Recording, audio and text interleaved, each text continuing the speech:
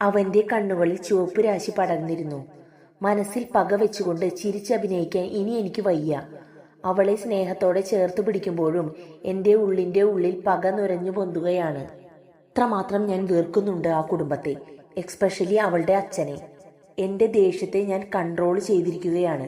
പക്ഷെ എത്ര നാൾ എനിക്കിത് മുന്നോട്ട് കൊണ്ടുപോകാൻ കഴിയും എന്നെനിക്കറിയില്ല. ഏത് നിമിഷവും എൻ്റെ കൺട്രോൾ നഷ്ടപ്പെടാം, അവൻ ദേഷ്യത്തോടെ കിതച്ചുകൊണ്ട് പറഞ്ഞു. ഏതായാലും ഇത്രയും നാൾ നീ അഭിനയിച്ചില്ലേ, ഇനി കുറച്ചു നാൾ കൂടി ഇത് തുടരുക. അവൾ നിന്നെ പ്രാണനെ പോലെ സ്നേഹിക്കണം, ഭ്രാന്ത് പിടിച്ച് സ്നേഹിക്കണം, ജീവന്റെ ജീവനായി സ്നേഹിക്കണം.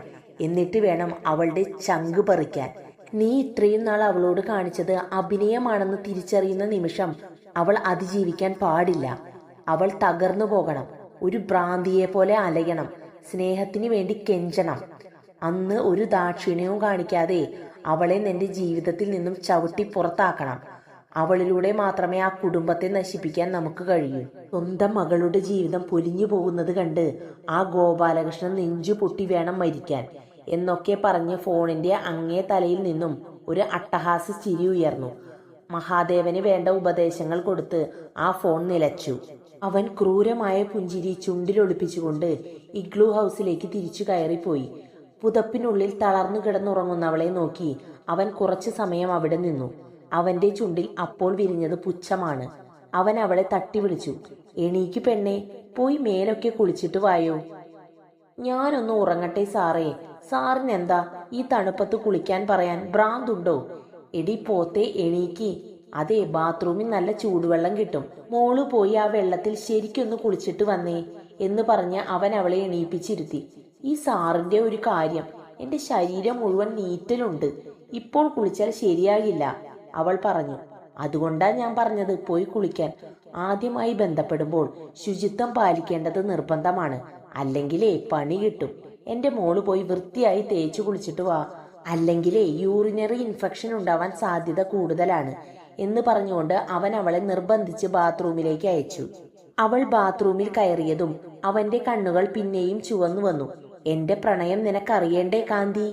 ഇത്രയും സമയം നീ എന്റെ പ്രണയത്തിന്റെ സുഖമാണ് അറിഞ്ഞത്, ഇനി അതിന്റെ വേദന അറിയണ്ടേ? ഇറങ്ങി വാടി, എന്റെ പ്രണയത്തിന്റെ വേദന ഞാൻ നിനക്ക് പകരാം എന്നൊക്കെ ചിന്തിച്ച് അവൻ അവളുടെ വരവും കാത്തിരുന്നു. കുറച്ചു കഴിഞ്ഞതും കാലകത്തി വെച്ചുകൊണ്ട് പതുക്കെ നടന്ന് അവൾ കട്ടിലിനടുത്തേക്ക് വന്നു.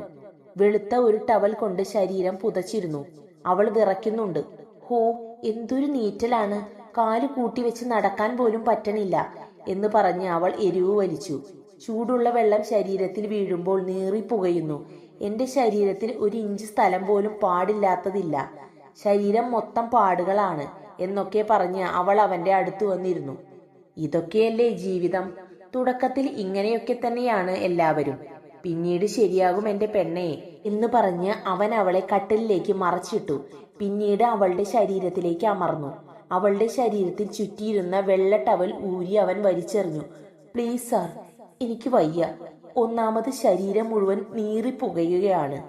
ഇന്നിനി എനിക്ക് വയ്യ സർ, പ്ലീസ്, അവൾ ഏങ്ങലടിച്ച് കരഞ്ഞുകൊണ്ട് പറഞ്ഞു. എന്നാൽ അവന്റെ മനസ്സിലെ പ്രതികാരത്തിന് മുന്നിൽ അവളുടെ ഈ കരച്ചിലുകൾ മുങ്ങിപ്പോയിരുന്നു.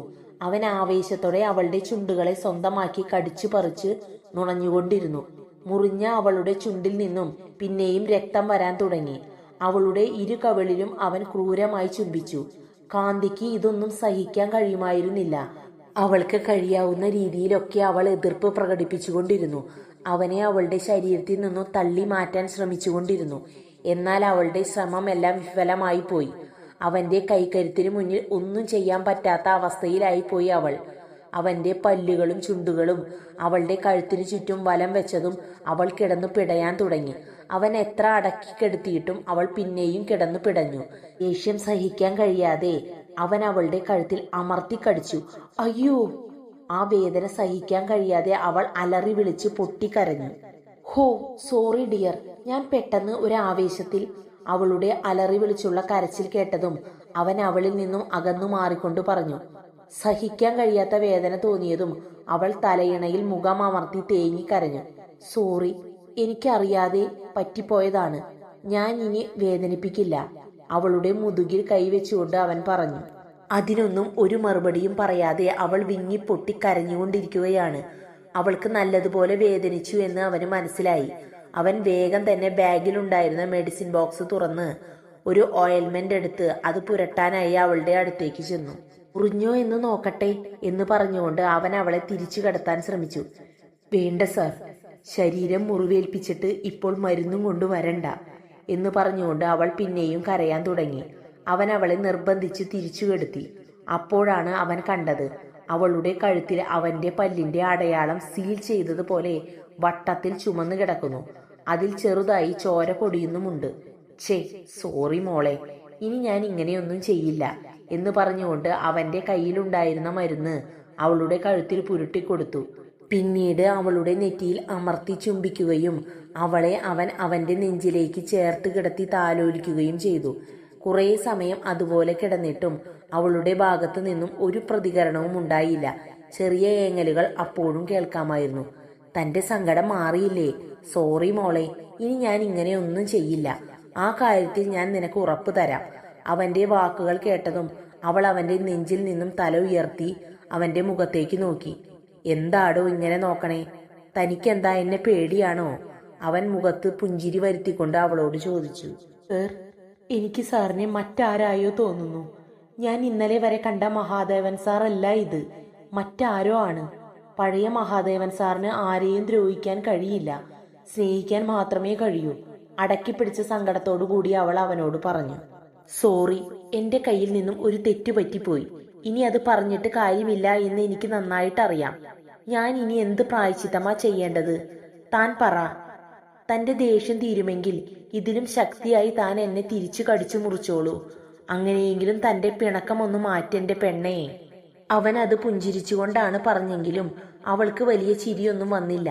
തെളിച്ചമില്ലാത്ത ഒരു ചിരി അവന് സമ്മാനിച്ചുകൊണ്ട് അവൾ അവന്റെ നെഞ്ചിൽ കണ്ണടച്ചു കിടന്നു. ചെറിയ രീതിയിൽ എന്റെ ഈ സ്വഭാവം പുറത്തു വന്നപ്പോഴേക്കും നീ ആകെ വാടി തളർന്നല്ലോ എന്റെ പെണ്ണെ. അപ്പോൾ എന്റെ യഥാർത്ഥ സ്വഭാവം തിരിച്ചറിയുമ്പോൾ നീ അതെങ്ങനെ താങ്ങും? അവളെ തലോടി കൊടുത്തുകൊണ്ട് അവൻ പറഞ്ഞു. പിറ്റേ ദിവസം അല്പം വൈകിയാണ് അവർ ഉണർന്നത്. 10 മണിയായിട്ടും അവിടങ്ങളിൽ നേരം വെളുത്തു വരുന്നേ ഉണ്ടായിരുന്നുള്ളൂ. ഇഗ്ലൂ ഹൗസിന്റെ ഉള്ളിൽ കൂടി പുറത്തേക്ക് നോക്കുമ്പോൾ ചുറ്റും വെള്ള കളർ മാത്രമേ കാണാൻ കഴിയുമായിരുന്നുള്ളൂ. മരങ്ങളെല്ലാം മഞ്ഞാൽ മൂടപ്പെട്ട് വെളുത്തിരിക്കുന്നു. ഒരു കപ്പ് ആവി പറക്കുന്ന ചായ അവൻ അവൾക്ക് നേരെ നീട്ടി. ഒരു തെളിച്ചമില്ലാത്ത മുഖത്തോടുകൂടി അവൾ ആ കപ്പ് വാങ്ങി തന്റെ ചുണ്ടോട് ചേർത്തു. മുറിഞ്ഞ ചുണ്ടിൽ ചൂടേറ്റതും അവൾ ഒന്ന് പൊള്ളിപ്പിടഞ്ഞുപോയി. സോറി, തനിക്കൊരു കപ്പ് ചായ പോലും കുടിക്കാൻ പറ്റുന്നില്ല അല്ലേ? അവൻ വളരെയധികം ദുഃഖഭാവത്തോടെ അവളോട് പറഞ്ഞു. സാരല്ല, ഇനി ആവർത്തിക്കാതിരുന്നാൽ മതി. അവൾ മറ്റെവിടേക്കോ നോക്കിക്കൊണ്ടാണ് അതിന് മറുപടി പറഞ്ഞത്. തനിക്കെന്റെ മുഖത്തേക്ക് നോക്കാൻ വെറുപ്പാണോ? ഈ ഒരു രാത്രി കൊണ്ട് നീ എന്നെ ഇത്രമാത്രം വെറുത്തോ പെണ്ണേ? ഒരുപാട് നാളത്തെ കാത്തിരിപ്പിന് ശേഷമുള്ള നമ്മുടെ ആദ്യ രാത്രി ആയിരുന്നില്ലേ ഇന്നലെ? അതിന്റെ ആവേശത്തിൽ ഞാൻ പെട്ടെന്ന് തനിക്ക് ഇത്രമാത്രം വേദനിക്കുമെന്ന് ഞാൻ കരുതിയില്ലടോ. അവൻ അവളെ ചേർത്ത് പിടിച്ചുകൊണ്ട് പറഞ്ഞു. അതിനു മറുപടി പറഞ്ഞത് അവളുടെ നിറഞ്ഞ മിഴികളായിരുന്നു. സാർ ഇന്നലെ പിച്ചി ചീന്തിയത് എന്റെ ശരീരം മാത്രമല്ല, മനസ്സുകൂടിയാണ്. ഇതുവരെ കണ്ടു പരിചയം പോലുമില്ലാത്ത മറ്റൊരാളെയാണ് ഇന്നലെ ഞാൻ കണ്ടത്. മുറിവേറ്റ എന്റെ മനസ്സിന്റെ വേദന എന്നു മാറും എന്നെനിക്കറിയില്ല. പക്ഷേ ഒരിക്കലും മറക്കാൻ പറ്റാത്ത വേദനയാണ് ഇന്നലെ സാർ എനിക്ക് സമ്മാനിച്ചത്. ഒഴുകിയിറങ്ങിയ കണ്ണുനീർ അമർത്തി തുടച്ചുകൊണ്ട് അവൾ പറഞ്ഞു. എന്തോ ആ സമയം അവളെ ഫേസ് ചെയ്യാൻ അവന് കഴിയുമായിരുന്നില്ല. അവൻ ആ ചായക്കപ്പും എടുത്ത് പുറത്തേക്ക് ഇറങ്ങി. അപ്പോൾ എന്റെ ശത്രുവിന്റെ മകൾക്ക് മനസ്സിന് ധൈര്യം കുറവാണ് അല്ലേ? ഞാനൊന്ന് പേടിപ്പിച്ചപ്പോൾ തന്നെ അവൾ ആകെ ഭയന്നു. ആ കുടുംബം നശിക്കാൻ ഇനി ഇവൾ മാത്രം മതി.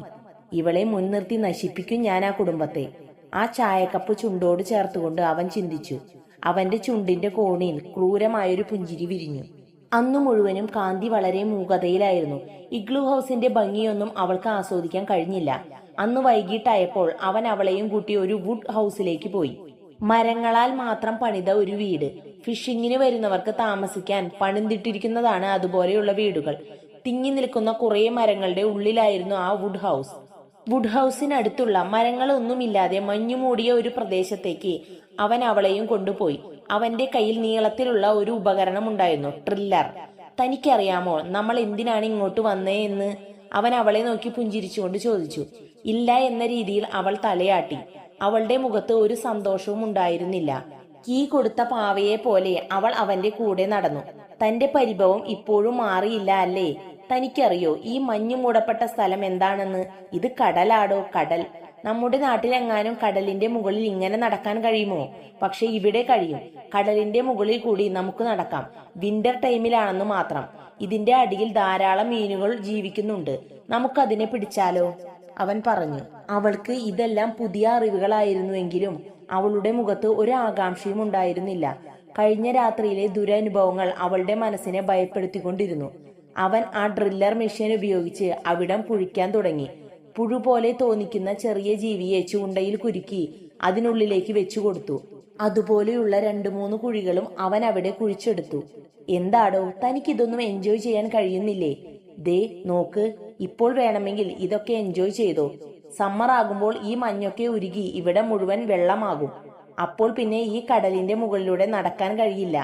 അവളുടെ സങ്കടം മാറ്റാൻ വേണ്ടി അവൻ ഇങ്ങനെ ഓരോന്നൊക്കെ പറഞ്ഞുകൊണ്ടിരുന്നു. കുറച്ചു സമയം കഴിഞ്ഞതും അവന് വലിയ മീനുകൾ അതിൽ നിന്നും കിട്ടി. ആ മീനുകൾ വൃത്തിയാക്കി മസാല പുരട്ടി കനലിൽ വെച്ച് ചുട്ടെടുത്തത് അവനാണ്. ഭക്ഷണം കഴിക്കാൻ ഇരിക്കുമ്പോഴും അവളുടെ മനസ്സ് അവിടെയൊന്നും ആയിരുന്നില്ല. തലേ ദിവസത്തെ പേടിപ്പിക്കുന്ന ഓർമ്മകൾ അവളെ അലട്ടിക്കൊണ്ടിരുന്നു.